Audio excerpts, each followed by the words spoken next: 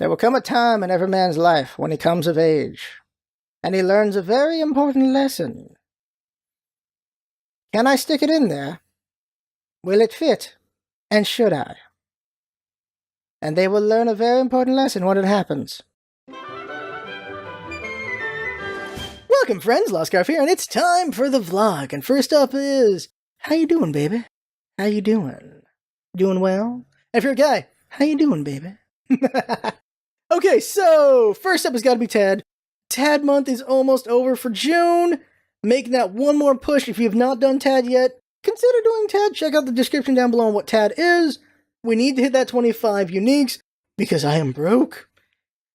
I am desperately broke. And the money from Tad would be huge. We can use that for upgrades because we really need to. Compy is starting to worry me a little bit, and we need those upgrades. I'm sounding desperate because I am. I very much am, unfortunately. And it would just be huge. It'd be very huge.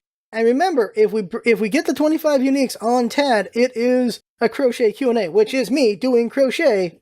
Get that out of here. Doing crochet. There's the needle right there for the thread. There he is. Doing crochet while you ask me questions, and I'll give them the answers. We've never done a Q&A before, so this is your chance to ask questions. And we're going to try to crochet a Kirby. This is a Yoshi. We're going to try to crochet a Kirby. And that's going to go very well. Why did I worry about Yoshi? So we'll see about that. Now, first up to talk about is got to be channel stuff. So, channel stuff, so there's LPs, right? And as conversation, this is what the LPs are. First up is the voice through LP. This is me practicing my voices, so I can do a bunch of different voices and get practice in there, and it's like a daily thing, or every other day I'm doing this LP so that I can get better at my voices, find the voices and all that stuff. And so we're going to keep going forward with that because I like this idea. So right now it's Ghost Trick. When that's done, I've teased out Phoenix Wright. I'm thinking maybe not Phoenix Wright just yet, but something and then Phoenix Wright, and so on and so on. Ghost Trick, I just finished it. It is an amazing game. It will potentially be the #1 LP of the year for me, unless something usurps it. I don't know what. That was just a really, really, really good game. The LP is only at like episode 4 right now, so if you're considering that game to play it yourself, definitely go with it. It's such a good game. I was invested. And if Phoenix Wright is half as good as that, oh my god. And people are telling me it's even better, which I find so hard to believe because it's not Ghost Trick. But it's apparently amazing. So we're considering Phoenix Wright for that voice through as well, but there's other games as well. Because right now I'm thinking of Summer Sale, we'll talk about it in a bit, but there's one thing on there right now. Rockawin. This game is where you explore other people in a hospital or something. You're going through the world in their shoes, and the people talk. There's like a lot of talking, so I can voice through that. And it sounds like a very fascinating, interesting game, so I'm considering doing that after Ghost Trick. And it's on sale because of the Steam sale. So there's that. There's another LP, and that is Jinx Makes Scarf Play LP. That was FF9, now it is Bayonetta. We'll see what it comes up later after that, and that has been the Sunday night stream for now. And so that, we're thinking of combining everything in that stream into one episode, so it's like a really long episode, because of some other projects coming up, and we're not going to talk about that project until next week, after you've seen the first episode of it, which will be on Wednesday. But that's the second LP. The third LP is whatever the hell Scarf wants to play.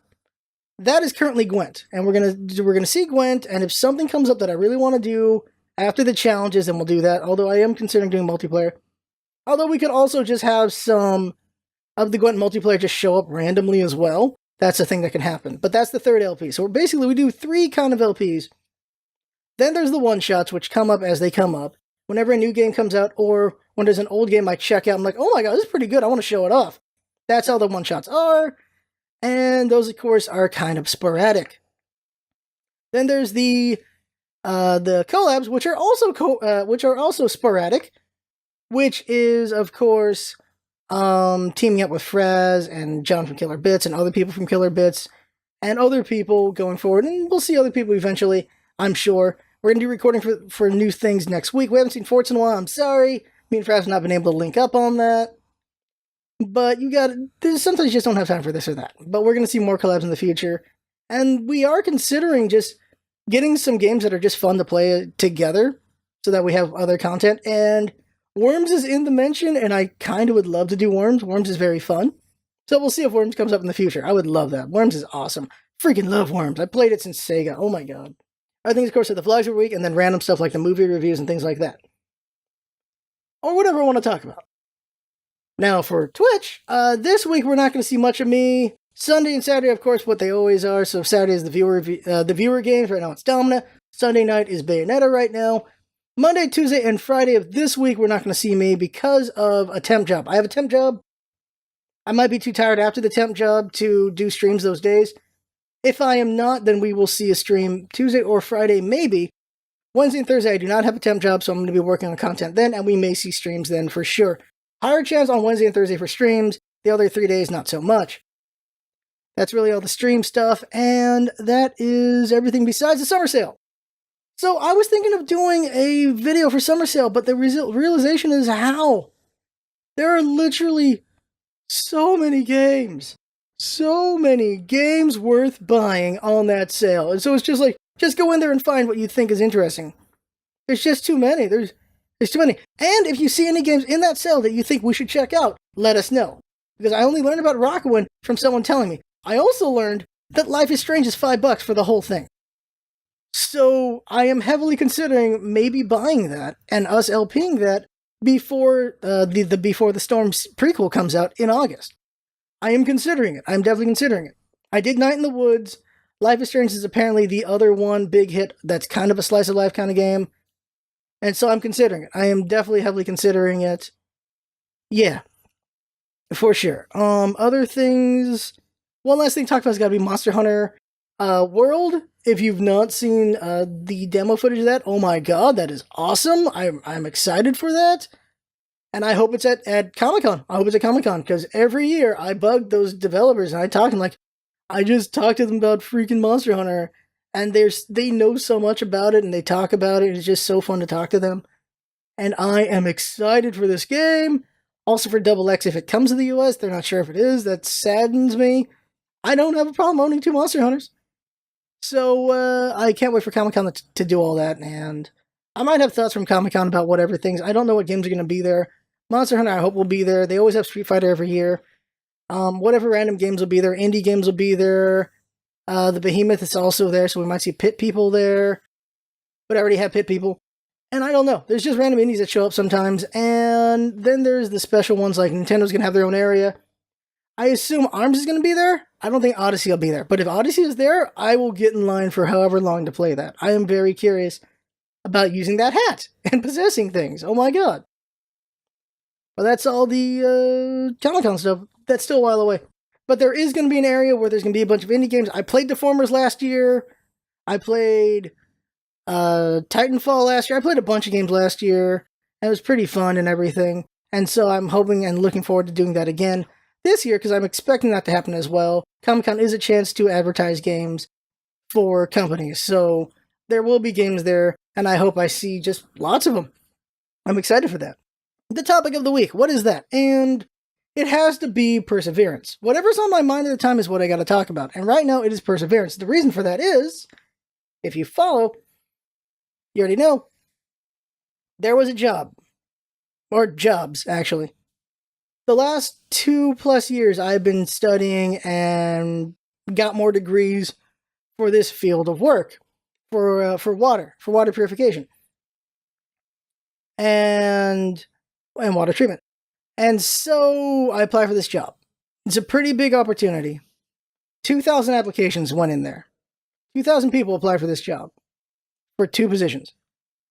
I get into the interview process. The interview is about, not a tenth, a fifth of that many applications. And I get through there, and here's what happens. I get the call. And I don't know if I am happy or not with the results. It is, I was 3rd. Out of 2,000 people, I was 3rd. Only the top 2 get jobs. That's a punch. That is a punch in the gut. That is a kick to the nethers. That is, that hurt. That really hurt. You're like, oh, you're 3rd. You're that close. You were that close to a job. And just after years of work and getting almost there, it hurts. It really does. And at a different point in time in life, it would have crushed me and just completely ruined me. And I'm not crushed now. It still hurts. I'm really not happy about it, but I'm not crushed. And I think the reason for that is potentially a couple things. One is I've gotten used to failure. Another is I've gotten older and I understand how failure works. That failure is you learn from failure. The third one is just three's our thing. Okay, so it's probably both.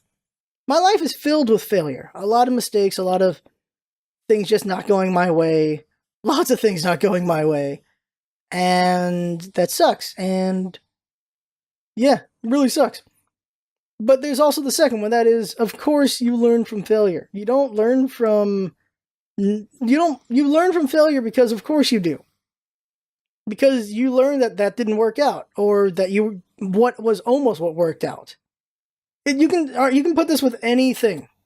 Let's say you're a pitcher, and you just want to learn the damn knuckleball. You want to learn that thing, which is a crazy shot, a crazy throw. And so you're just pitching, you're throwing the ball, you're making it whiz a little bit for that knuckleball, but it flies off and becomes a ball. And you just keep throwing it, it doesn't hit the mark. It's not doing what you needed to do. I mean, you just keep throwing it, and you keep throwing it. And you're getting closer to there as you're doing the throw. You're getting closer, it's getting closer to what it needs to be. But you're going to have a lot of pitches where it's nowhere near what you were looking for. Nowhere near what you were trying to do. But you are doing something. You're learning how to do that specific movement, how to do that specific pitch, and you're seeing the results. You're seeing it become from a straight ball to doing all the weird crap that a knuckleball does. You're learning how to make it happen. Not everyone can actually do a knuckleball anyway, but it's the example of you're trying to do something that not everyone can do. Any job is something that not everyone can do. There's plenty, every job is something not everyone can do. So you're working towards something that takes time and takes effort and will have failure to get there. And going for a high job like I was going for, there's the failure. But it can be translated to anything in life, really. There's always failure, there's always success. Part of life, I feel, and the thing that will give you the greatest growth is probably recognizing failure and rejection for what it is. It is, you failed, you did not succeed, but what can you learn from that? And recognizing that it's always an opportunity to learn from, or sometimes it's just a bad beat. It's just not something that was meant to go your way, I suppose. Or just wasn't going to work out. Or just, too bad for this one, try again, and maybe we'll get on the next one. Who knows? It can be applied to a lot of things. You can apply that, and this is something that's very scary for a lot of people. You can apply that to dating. You can apply that you like a girl, you like a guy, you like them. You want to ask them out. And a lot of people don't even take the shot. They never try, and nothing comes of it at all. But you're not going to get that date if you don't ask. That's the thing. But it's the fear of rejection. But the thing you got to recognize when it comes to rejection, when it comes to failure, is they're going to happen. Not trying sometimes is just as bad. Sure, you didn't get rejected, but you didn't make any progress. And so you got to keep trying. You got to keep going. We can make this personal again. Let's make it about me again. The channel. Look where we are compared to the past if you've been with us for a very long time. Right now, we're getting we're not getting a lot of views on our new videos. We're still hitting a couple hundred views a day because of all the old Smite content. People are still looking at our guides because no one has made any quality guides since us for some reason. That is mind-blowing. People still use our guides because they were made to be core to the god, not to builds or any of that crap. They were meant to be how you play this god. And so we made them to last, and they're lasting. And because of that, we're still getting hundreds of views. But we left Smite. I couldn't handle Smite anymore. I got to the point where it wasn't fun anymore. And so we go from thousands and thousands of views, from breaking 2 million views, from breaking 10,000 subs, to where we are now, where we are struggling to gain our subs, where we are not getting a lot of views, where we're just there. Do I regret leaving Smite? And I don't. It sucks where we are because we're still growing again instead of just skyrocketing like we used to. But I don't regret it because I have you guys and gals. You guys and gals are amazing viewers. I really enjoy talking with y'all when you talk. Comments are great. It's fun hanging out with viewers. It's pretty damn nice. I don't regret doing this in the first place. It sucks not being as talked at as we used to, but I don't regret where we are. We're still learning, we're still growing, and who knows, maybe I would have quit because I would have been sick of things because of Smite. That's the thing. But it does suck to be in a down point, but it's a lot of lessons learned and going forward and such. Everything we do is the culmination of everything we've done. This is another thing that probably makes the analogy better. I'm talking about pitching and everything. In art, in music, in any medium, you are the culmination of your past. Look at any video that we've made recently. And of course, look at a video a year ago, or 2 years ago, or at the start. The difference is obvious. Like, we've grown a lot. Same thing goes for artists. You look at their art, their paintings now, what they draw now, to the past, it's very different. Music, same thing. Any medium, it's more obvious when it comes to drawing or music.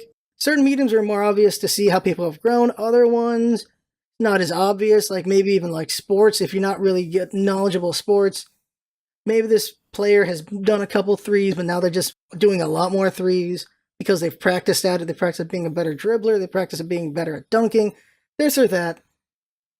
Everyone is a combination of what they have done up to this point.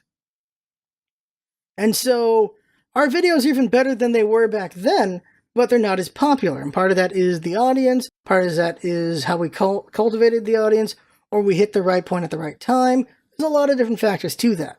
There's a lot of lessons to learn from that. And we've become stronger. We just don't have the audience. And you could say, the thing is, rejection and failure and all that stuff, if you let it crush you, then you just stop. We could just quit. We could just quit doing YouTube because we're not as big as we used to anymore. But why? What's the point in quitting? If we quit, well, then we don't have what we have. We make people smile every day, and I am grateful for that. It's very awesome that we make people happy. That's not something I'm going to give up. Never. There's a lot of stress to doing YouTube. There's some depression here and there because of where we used to be. But it is always worth it. This is always a fun journey to go on, and it's always going to be a fun adventure. There's always something new. There's a new idea you can always do. There's a new game. There's new audience. There's always something. There's always something fun to go on, and it's always a trial. There's always tribulations, but it's fun. It is fun at the end of the day if you're going to keep doing this. And that applies to anything in life. You're going to keep trying to get these jobs, going to keep going for work because it's what I've studied for, what I've worked towards. And the job would, of course, really help with just anything in life. Like, having money is very important, guys and gals, of course. We're broke right now. Having money from a job would be very helpful. And with that money, we can help fund the channel and upgrade things. Besides having to just desperately rely on TAD and Patreon and whatever ad money we get, having a job would allow me to invest into the channel even better.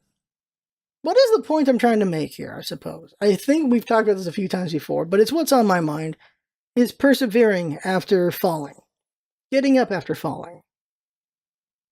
And just exploring the idea and the concept and all of that. What is the TLDR, I suppose? We should wrap it up after all. It's getting long.